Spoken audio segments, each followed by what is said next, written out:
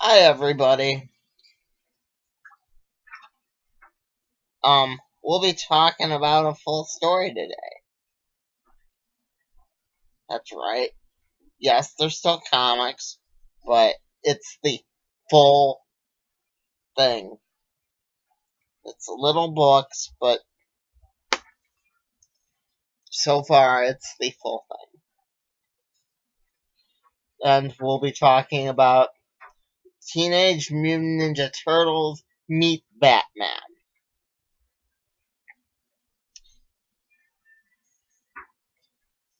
Yeah.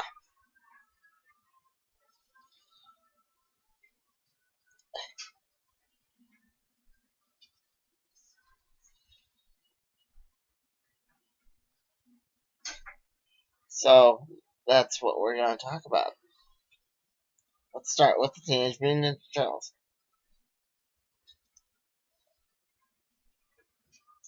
Okay. This was a good book. Very good.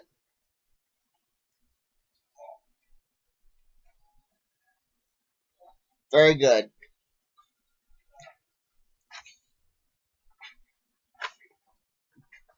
Bucky, I don't know how much you're into Batman, but it seems like you really enjoy this. They they had the 1970s Batman in this. Yeah, he was had to burp. He he was considered the prime Batman. Don't stop reviewing, kids. Pardon me, but he was considered the prime Batman.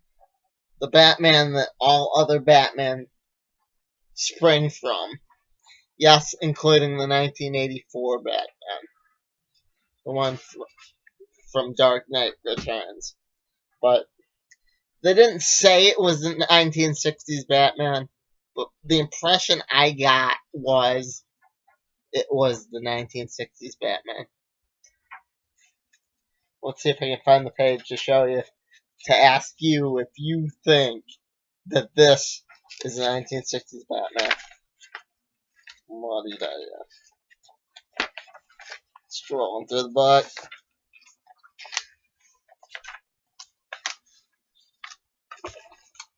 Okay, found it. You can't tell me that that doesn't look like. I think I'm doing it right. That doesn't look like the 1960s Batman. He's he has that stupid grin on his face. It's like he's ready. He's charging into action. He might as well. They might as well have had him saying "Swell, old chum." Yeah, that was an awesome show. We've talked about it many a time here on this channel, but that was an awesome show. Have it all on DVD. If y'all want me to do a review of it, I'll gladly do a review of it. But yeah, um, it was really enjoyable. Like you saw, they had the Mirage Turtles, which were the quote prime turtles, and I really hope, like I said, that this isn't the end of turtles in general. Yeah, I meeting Batman. I really don't.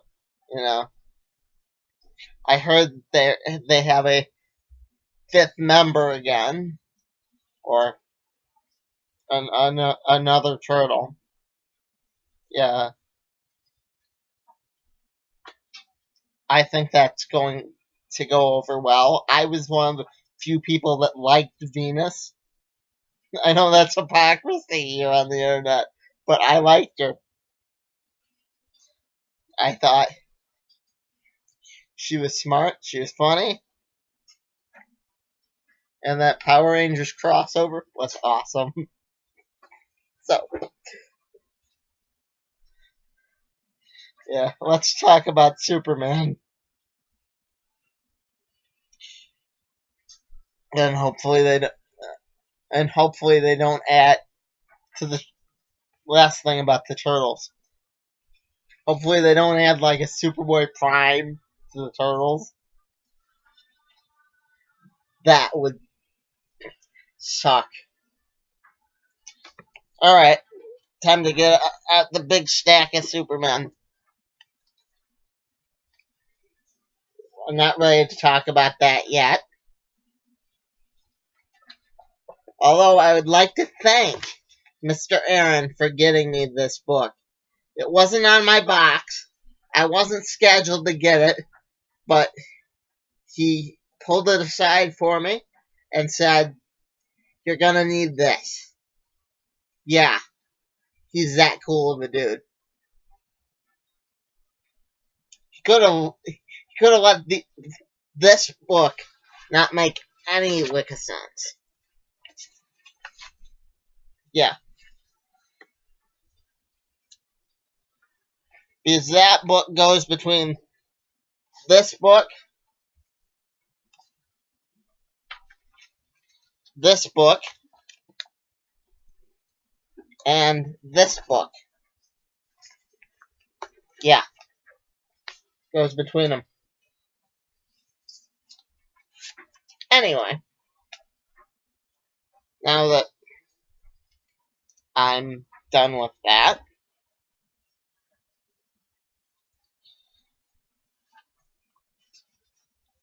part let's do them one at a time. Part 1.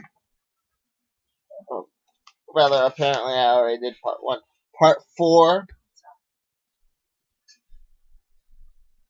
was,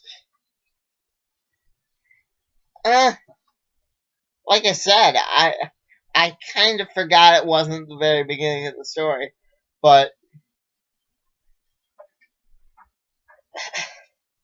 overall, it was a good story. I liked seeing the Resurrection Man villain, Director Bones.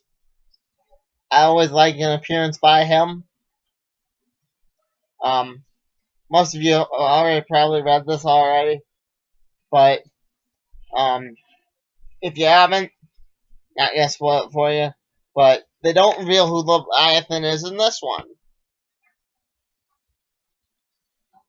But you're looking forward to it.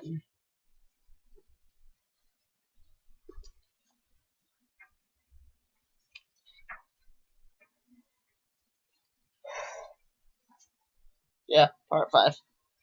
They don't reveal who Leviathan is in this one.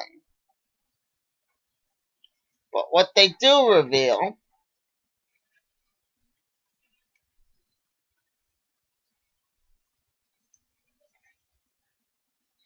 is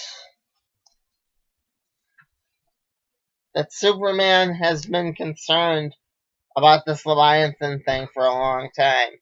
Him and Lois go undercover uh, using that like Matches Malone type thing, the disguise that I remember. I remember reviewing it now, where it was just you know.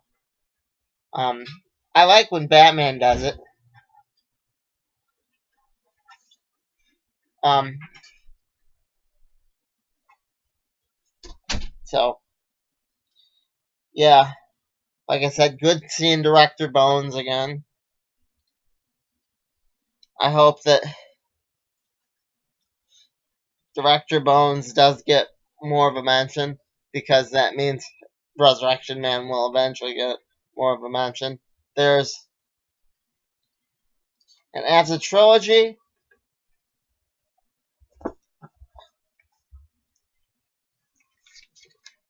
this one is kind of a decent bookend, because it doesn't reveal who Leviathan is in this one either. Um, you find out that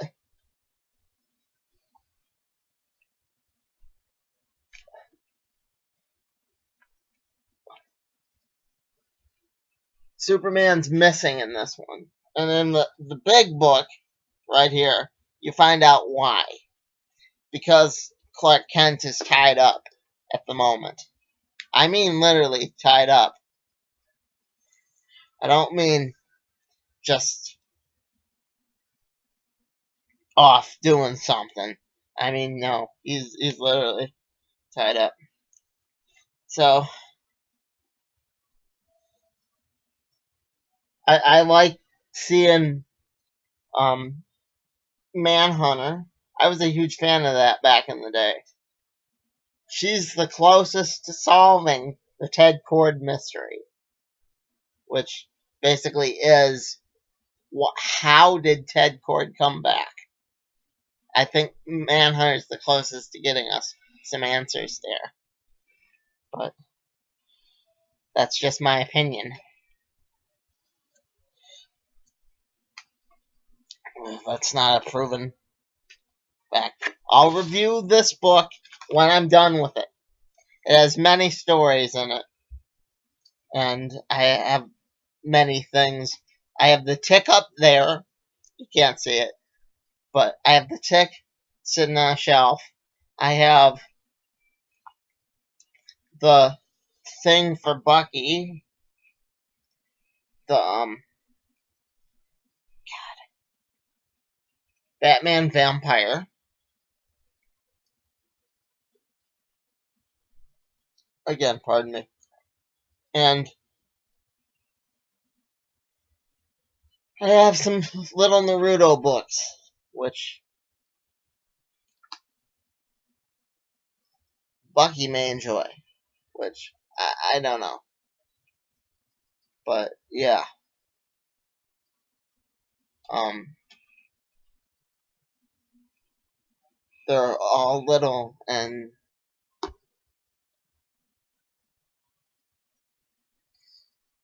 stuff. I may eventually get around to reading those. So you as an audience may enjoy it too. But that's all in my back. I couldn't miss Young Justice. Yeah, couldn't miss it. Not at all. Couldn't put aside any of this for. I mean, Amethyst doesn't get sent home. I had to make sure it was the right one. Amethyst doesn't get sent home. You find out the baby wasn't really Connor's. Well, it's his adopted son. But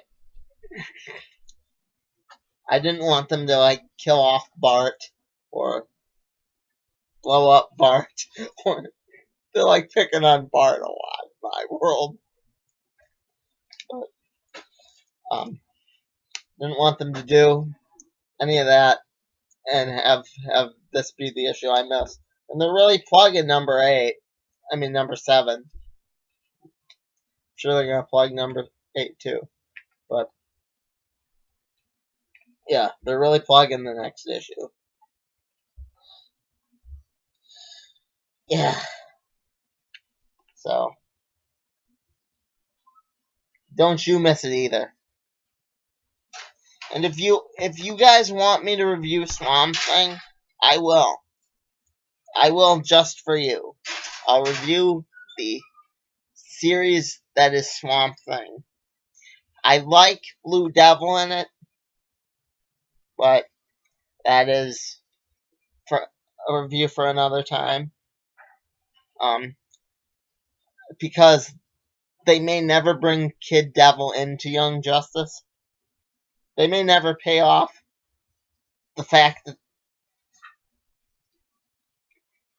Young Justice is mentioned in. I was trying to think of the name.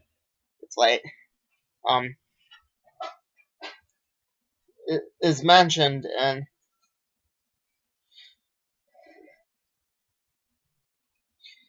in Action Comics or any of the other stuff. They may never pull in Naomi, which I don't read anyway, but I'd love to see that character Young Justice needs more members. Yeah, that's my opinion. I love the series and would like to see it get to 1 million. Because, let's be honest, the little imprint they have, I'm not even going to act like I know the name, is probably going to get absorbed into DC anyway, just like Vertigo. So, that's my take on that. Overall, my favorite issue of Superman was the very first one. The one I picked up. Part 4. So, yeah. Had to. Anyway, that's what's going on in the world according to Bob tonight. Until next time, Bob out.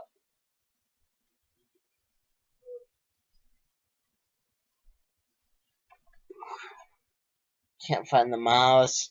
Looks incompetent. I mean, really.